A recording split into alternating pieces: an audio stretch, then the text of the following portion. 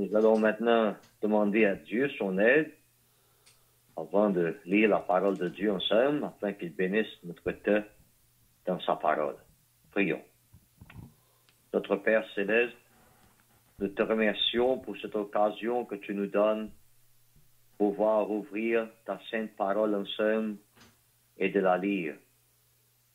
Dans un monde où il y a toutes sortes de craintes et de méfiance, toutes sortes de doutes et de déceptions, nous te remercions que nous pouvons nous tourner vers un livre qui chasse tous nos doutes, un livre qui nous donne la certitude, la confiance, un livre qui non seulement nous parle de notre origine, l'origine de la race humaine, mais un livre qui nous parle aussi de notre destinée éternelle. Nous te remercions que dans ta parole, tu nous révèles ton amour, tu nous montres comment tu nous as aimés au point de donner ton Fils, afin que sur la croix du Calvaire, il souffre à notre place, il paye la dette de nos péchés par ses souffrances et par sa mort.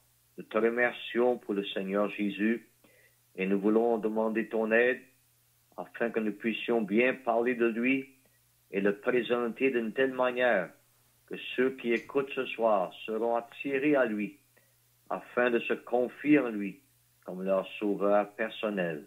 Nous prions ces choses au nom du Seigneur Jésus. Amen. Amen.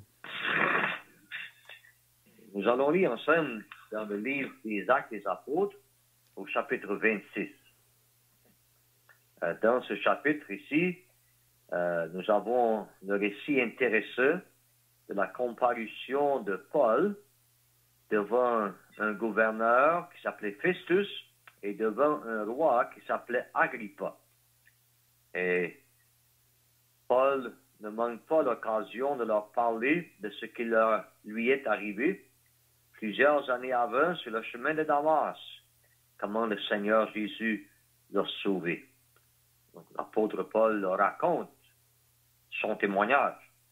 Et on veut lire une partie du chapitre et s'arrêter sur quelques détails seulement. On va lire premièrement au verset 1, Acte 26, verset 1. Agrippa dit à Paul, il t'est permis de parler pour ta défense.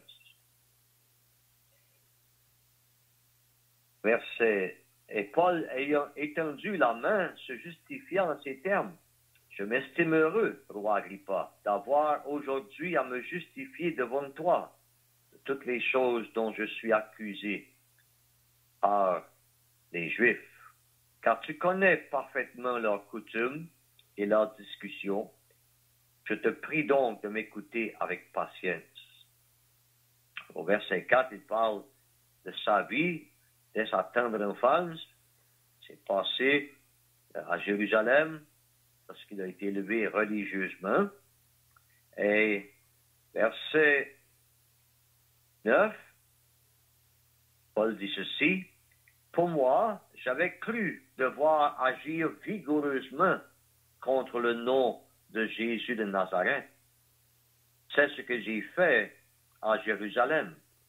J'ai jeté en prison plusieurs des saints, ayant reçu ce pouvoir des principaux sacrificateurs.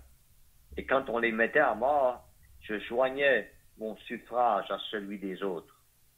Je les ai souvent châtiés dans toutes les synagogues, et je les forçais à blasphémer. Dans mes excès de fureur contre eux, je les persécutais même jusque dans les villes étrangères.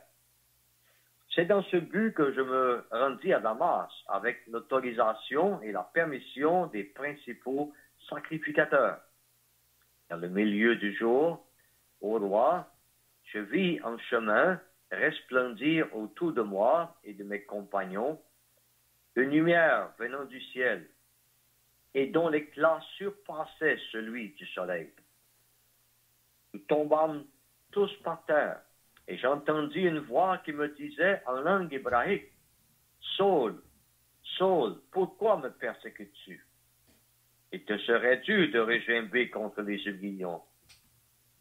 Je répondis, qui es-tu, Seigneur? Et le Seigneur dit, je suis Jésus que tu persécutes. Verset 17, le Seigneur dit à Paul, je t'ai choisi du milieu de ce peuple et du milieu des païens vers qui je t'envoie, afin que tu leur ouvres les yeux, pour qu'ils passent des ténèbres à la lumière et de la puissance de Satan à Dieu, pour qu'ils reçoivent par la foi en moi le pardon des péchés et l'héritage avec les sanctifiés. En conséquence, roi Agrippa, je n'ai point résisté à la vision céleste. À ceux de Damas d'abord, puis à Jérusalem, dans toute la Judée, et chez les païens, j'ai prêché la repentance et la conversion à Dieu avec la pratique d'œuvres dignes de la repentance. Voilà pourquoi les Juifs se sont saisis de moi dans le temple et ont tâché de me faire périr.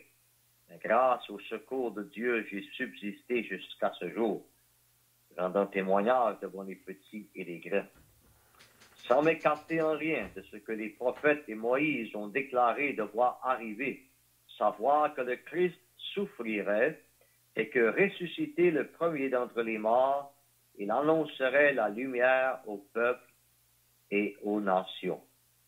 Comme il parlait ainsi, pour sa justification, Festus dit à haute voix, « Tu es fou, Paul. Ton grand savoir te fait déraisonner. » « Je ne suis point fou, très excellent Festus, répliqua Paul. Ce sont au contraire des paroles de vérité et de bon sens que je prononce. Le roi est instruit de ces choses, et je lui en parle librement, car je suis persuadé qu'il n'en ignore aucune, puisque ce n'est pas en cachette qu'elles se sont passées. Crois-tu au prophète, roi Agrippa? Je sais que tu y crois. Et Agrippa dit à Paul, tu vas bientôt me persuader de devenir chrétien. Paul répondit que ce soit bientôt ou que ce soit tard. Plaise à Dieu que non seulement toi, mais encore tous ceux qui m'écoutent aujourd'hui, vous deveniez tel que je suis, à l'exception de ces liens. Dieu bénira sa parole à nos cœurs. Le verset qui a attiré mon attention pendant la journée hier et que j'ai apprécié beaucoup, c'est le verset 28.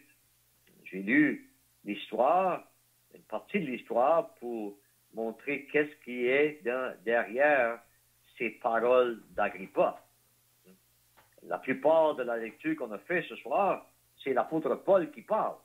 Il raconte sa conversion, quelle sorte de vie qu'il menait avant qu'il connaisse le Sauveur. Et il raconte comment le Seigneur l'a sauvé, une histoire simple et claire.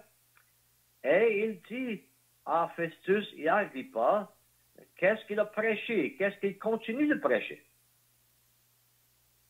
Mais à ce point-ci, on entend Agrippa le roi parler. Jusqu'au verset 28, il est silencieux, il écoute Paul. Respectueusement, il écoute ce que Paul a dit. Et maintenant, Paul l'interroge et il dit, crois-tu au prophète, roi Agrippa, verset 27. Et Agrippa dit, tu vas bientôt me persuader de devenir chrétien. On aimerait penser à ces paroles ensemble. Tu vas bientôt me persuader de devenir chrétien. Parole du roi Agrippa. J'aimerais qu'on pense ce soir à ce que ce verset nous enseigne. Ce verset nous enseigne au moins 3 choses que le roi Agrippa savait. C'est un homme important, un roi, un homme éduqué, il savait beaucoup de choses. Mais il y a 3 choses, en particulier, qu'Agrippa savait, selon les paroles du verset 28. Des choses qu'Agrippa savait, et j'oserais dire la plupart des gens au Canada ne savent pas.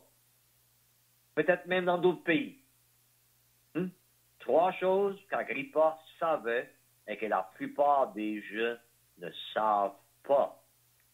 J'espère qu'après cette annonce de l'Évangile ce soir, vous allez savoir ce qu'Agrippa savait. Première chose qu'Agrippa savait. Agrippa savait qu'il n'était pas un chrétien. Il savait ça. Vous allez demander peut-être comment oses-tu dire qu'Agrippa n'était pas un chrétien et qu'il le savait? Bien, c'est pas moi qui l'invente, cher ami, c'est Agrippa lui-même qui l'a dit. Il le dit au verset 28. Tu vas bientôt me persuader de devenir chrétien. S'il était un chrétien, il n'aurait pas besoin de devenir un chrétien. Le fait qu'il parle de devenir un chrétien, ça veut dire qu'au moment où il écoute l'apôtre Paul, il n'est pas un chrétien. Et il savait ça. Il n'allait pas essayer de se faire à croire qu'il était un chrétien ou de faire à croire à Paul qu'il était un chrétien. On doit créditer Agrippa avec l'honnêteté. Hein? Il n'est pas comme plusieurs personnes sont aujourd'hui. Ils savent qu'ils ne sont pas des chrétiens, mais ils prétendent être des chrétiens. Non, pas Agrippa. Agrippa n'essaie pas d'être comme Paul. Il n'essaie pas de dire comme Paul. Il n'essaie pas de dire, moi, Paul, je crois la même chose que toi et j'ai la même chose que toi, Paul. Non. Agrippa sait. Qu'est-ce que Paul a? Moi, j'ai pas ça. Sa rencontre avec le Seigneur Jésus, le pardon de ses péchés, la certitude du ciel, moi, j'ai pas ça. Je ne suis pas un chrétien. Et il le savait. Attends, c'est remarquable, parce que les gens vont pas seulement dire, bien, il devait être un homme terrible pour ne pas être un chrétien. Ça devait être un méchant homme. Bien, si on pense un peu au verset qu'on a lu dans notre lecture ce soir, on va réaliser ceci. C'était un homme qui croyait aux prophètes. Hein? Selon le verset 22 et le verset 23, hein, les prophètes, c'était les hommes qui ont écrit l'Ancien Testament. Les hommes de Dieu, comme Moïse, qui ont été inspirés par Dieu pour écrire la première partie de la Bible qui est appelée l'Ancien Testament. Et quand Paul lui demande au verset 27, « Crois-tu aux prophètes? » Agrippa savait qu'est-ce que Paul voulait dire. Il ne parlait pas des prophètes des derniers jours, il ne parlait pas des faux prophètes, il parlait des prophètes de la Bible. Leurs écrits, l'Ancien Testament, la parole de Dieu. Et il y a 3 points de suspension après le point d'interrogation. Crois-tu au prophète, roi Agrippa? 3 points. Ça veut dire qu'il y a eu un silence. Agrippa n'a pas répondu tout de suite. Mais Paul a répondu pour lui. Paul a dit, je sais que tu y crois. Ah, Paul savait qu'Agrippa, au fin fond de son cœur, il croyait au prophète. Ah, écoutez bien, cher ami. Voici un homme qui croyait à la Bible. Il croyait aux Saintes Écritures. Il croyait que c'était la parole de Dieu, mais il n'était pas un chrétien. Il le dit. Il le dit lui-même. Tu vas bientôt me persuader de devenir un chrétien. Il n'était pas chrétien. Mais il croyait aux prophètes qui ont écrit l'Ancien Testament. Il croyait à la Bible. Donc, cher ami, il ne faut pas penser que parce que vous avez une Bible, ou parce que vous croyez à la Bible, c'est une bonne chose que vous ayez une Bible, c'est une bonne chose que vous croyez à la Bible, mais il ne faut pas penser que parce que vous croyez à la Bible, ou même parce que vous lisez la Bible, que ça fait de vous un chrétien. Non. Trompez-vous pas. Voici un homme qui croyait à la Bible. Mais il savait, moi je ne suis pas un chrétien. Plus que ça, cet homme ici était un Romain. C'est-à-dire qu'il représentait le gouvernement de Rome en Italie. et il pratiquait la religion des Romains. Un homme romain, mais pas chrétien. Un homme romain qui pratiquait la religion de Rome, mais qui n'était pas un chrétien. Ça, c'est surprenant, mais c'est écrit, c'est clair, c'est évident. Donc, on apprend autre chose. C'est qu'on peut être religieux, on peut pratiquer intelligemment ou aveuglement notre religion, on peut être fidèle à notre Église, on peut être dévoué à la religion de nos ancêtres sans être un chrétien. Voilà Agrippa. Agrippa croyait à la Bible, mais il n'était pas un chrétien. Agrippa était romain et pratiquait la religion de Rome, mais il n'était pas un chrétien. Deuxième chose, on voit ici que Agrippa était respectueux envers les chrétiens. Vous allez dire, comment tu fais pour comprendre ça? Bien, c'est évident. Vous savez, quand Paul raconte son histoire, sa vie, sa conversion, qu'est-ce qui lui est arrivé sur le chemin de Damas, le gouverneur Festus est là et il écoute, en même temps qu'Agrippa. Et Festus, lui, c'est comme s'il interrompt Paul et dit, Paul, tu es fou. Ton gré de savoir te fait déraisonner, Paul. Tu n'as pas de bon sens. Tu as perdu la raison, Paul.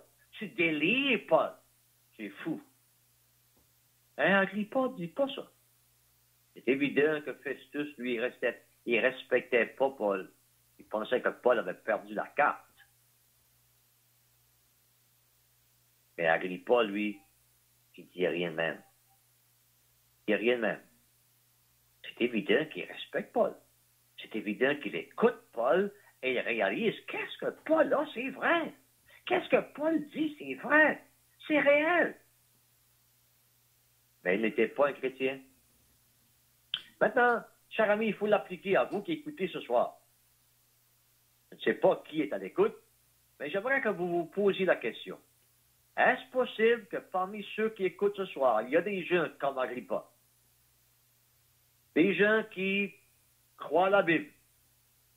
Des gens qui pratiquent la religion sincèrement. Des gens qui respectent les véritables chrétiens. Qui ne les méprisent pas, qui ne se moquent pas d'eux.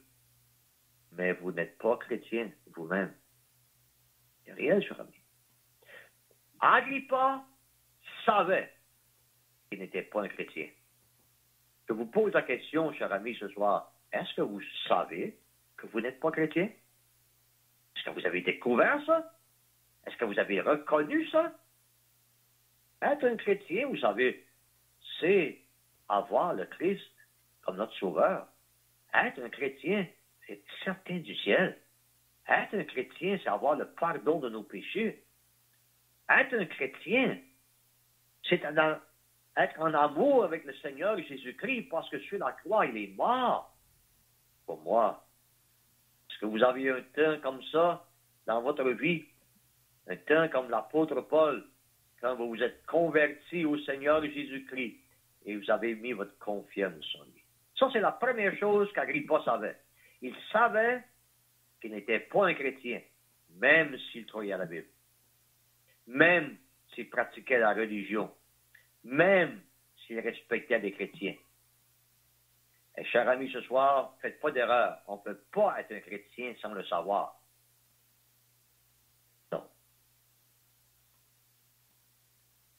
Deuxième chose qu'Agrippa savait. Il savait que pour être un chrétien, il faut le devenir soi-même. C'est ça qu'il dit, n'est-ce pas?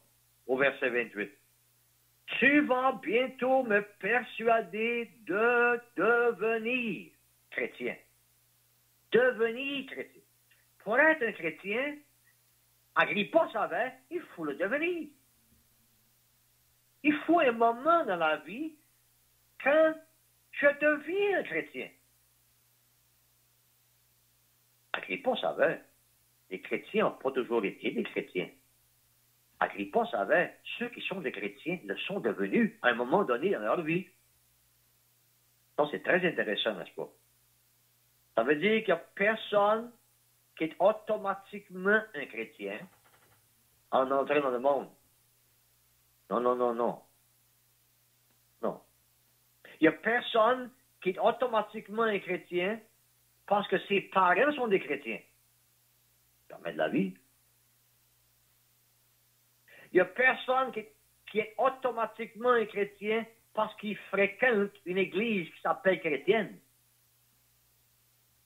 Il n'y a personne qui est automatiquement un chrétien parce qu'il fait partie d'un groupe chrétien. Non, ça ne fait pas de nous un chrétien, cher ami. Il n'y a personne qui est automatiquement un chrétien parce qu'il habite un pays qui se dit chrétien. Non, non. Pour être un chrétien, il faut le devenir soi-même.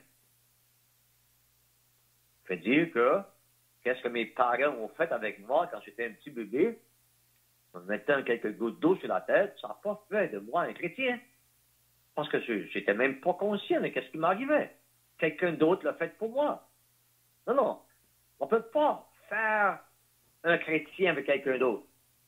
Non, non. Les personnes qui deviennent des chrétiens, ils le deviennent eux-mêmes. Ce n'est pas quelque chose qui leur est imposé de quelqu'un d'autre. Ce n'est pas quelque chose qui arrive sans leur consentement, sans leur choix personnel, intelligent. Ils savent qu'est-ce qui se passe. Ah oui, Agrippa savait quelque chose, ce groupe de gens qui ne savent pas. Il savait que, premièrement, il n'était pas un chrétien. Il savait, deuxièmement, que pour être un chrétien, il faut le devenir. Agrippa ne pouvait pas se souvenir d'un moment dans sa vie quand il était devenu un chrétien. Donc la seule conclusion pour Agrippa, c'est moi, je ne suis pas un chrétien. Maintenant, cher ami qui écoutez ce soir, posez-vous la question. Quand est-ce que vous êtes devenu chrétien? Vous rappelez-vous?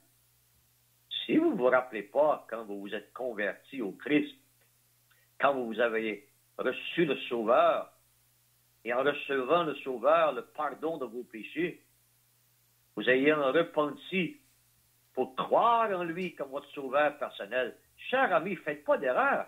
Vous n'êtes pas un chrétien. Vous n'êtes jamais devenu un chrétien. Ah, Agrippa savait, non seulement moi je ne suis pas un chrétien, mais pour être un chrétien, Agrippa savait, il faut le devenir. Il faut le devenir. Troisième chose qu'Agrippa savait. Il savait que pour être un chrétien, il faut être persuadé. Il le dit lui-même. Le même verset le dit. Tu vas bientôt me persuader de devenir chrétien. Agrippa a compris ceci. Pour devenir un chrétien, il faut être persuadé. Et lui, il n'était pas tout à fait persuadé. Il était presque persuadé, mais il n'était pas 100% persuadé. Cher ami, ce soir, il faut comprendre ceci. Les seules personnes qui deviennent des chrétiens, c'est des personnes qui deviennent convaincus. Ils deviennent persuadés. Pas persuadés par un gourou, hein, un prédicateur qui est plein de charisme. Pas persuadés par un homme de changer de religion. Non, non. Mais persuadés par Dieu. Persuadés par la parole de Dieu, par le Saint-Esprit de Dieu. Et vous êtes persuadés de quoi? Ah bien, voilà pourquoi au verset 18 et au verset 20 de notre chapitre, l'apôtre Paul parle du pardon des péchés. Le Seigneur Jésus-Christ a dit à Paul afin qu'il reçoive par la foi en moi le pardon des péchés. Et verset 20 dit, c'est pourquoi j'ai prêché la repentance, la conversion à Dieu avec la pratique d'œuvres dignes de la repentance.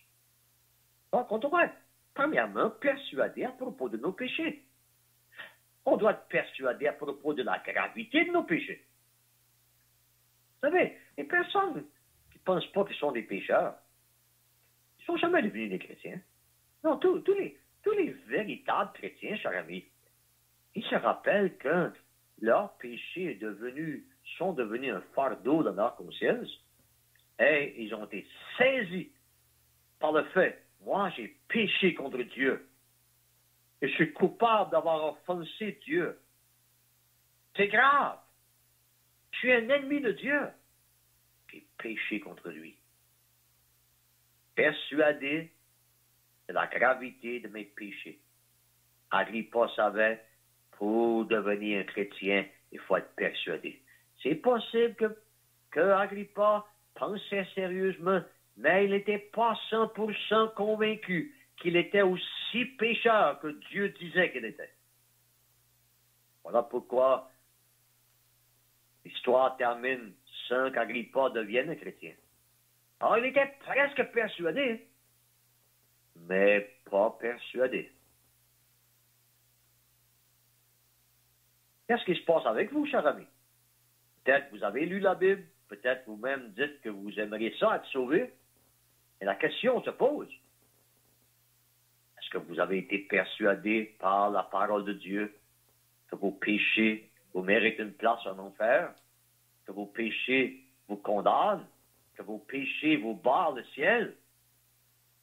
Avez-vous réalisé avec conviction, moi, je suis un pécheur, moi, je suis perdu. Ah, cher ami, pour devenir un chrétien, il faut être persuadé. Il faut être aussi persuadé de la nécessité d'être pardonné. Parce que c'est une chose de réaliser que j'ai péché contre Dieu. Et si je comprends que j'ai péché contre Dieu, ça veut dire ceci, j'ai besoin du pardon de Dieu. Mon problème n'est pas avec les hommes, mon problème est avec Dieu. C'est pas Dieu qui m'a fait quelque chose, c'est moi qui ai péché contre Dieu.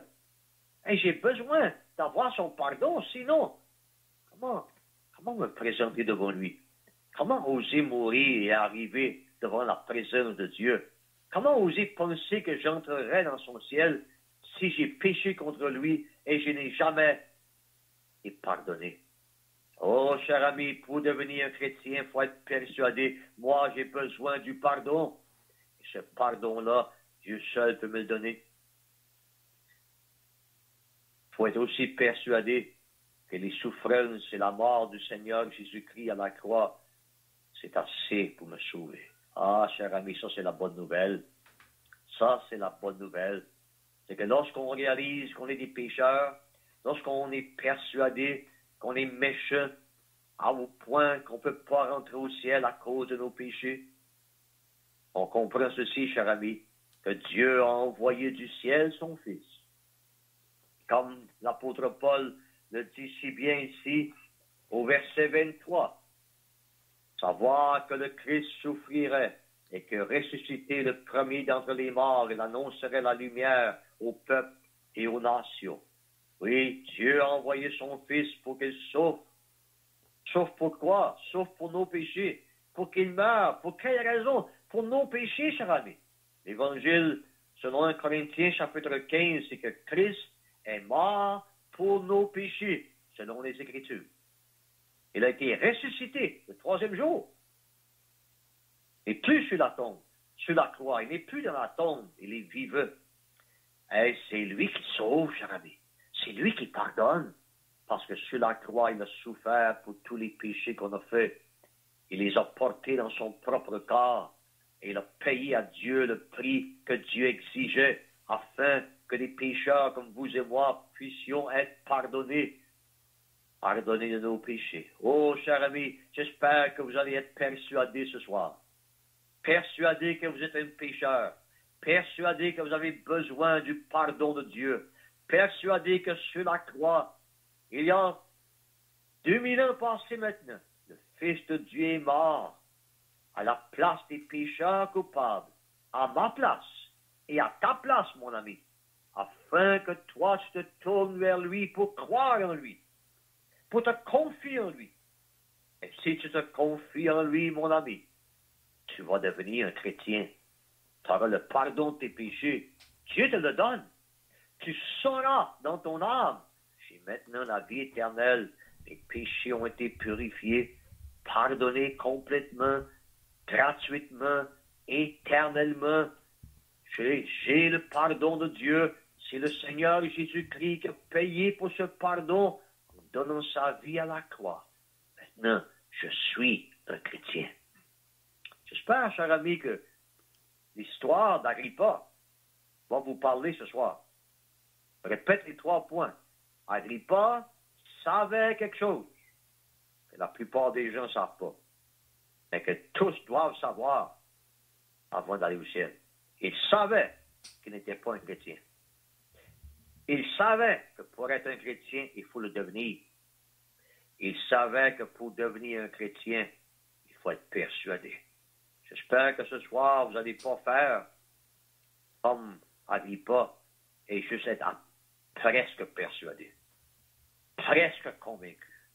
J'espère que ce soir, vous allez céder à ce que le Saint-Esprit vous dit dans la parole de Dieu et que vous allez venir au Sauveur avec un cœur repenteux pour croire en lui et être sauvé avant qu'il soit éternellement trop tard.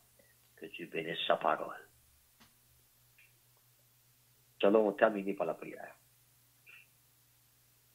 Notre Dieu, nous demandons que tu vas bénir ta parole. Nous te remercions de la conversion de Saul de Tarse, comme elle nous est racontée dans ce récit, est seulement un exemple des milliers de personnes qui ont tourné leur dos au péché pour se convertir à toi en recevant le Seigneur Jésus comme leur sauveur.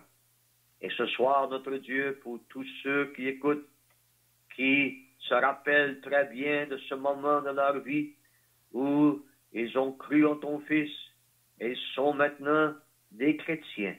Nous te remercions pour celui qui a payé en plein le prix à la croix. Et pour les autres, notre Dieu, qui, comme Agrippa, sont peut-être respectueux, religieux, croyant la Bible, mais qui ne sont pas sauvés. Ô notre Dieu, nous prions ce soir que non seulement ils vont être pleinement persuadés par toi, mais qu'ils vont céder complètement à cette persuasion et recevoir ton Fils comme leur sauveur et être sauvés pour l'éternité. Nous le prions au nom du Seigneur Jésus. Amen. Amen.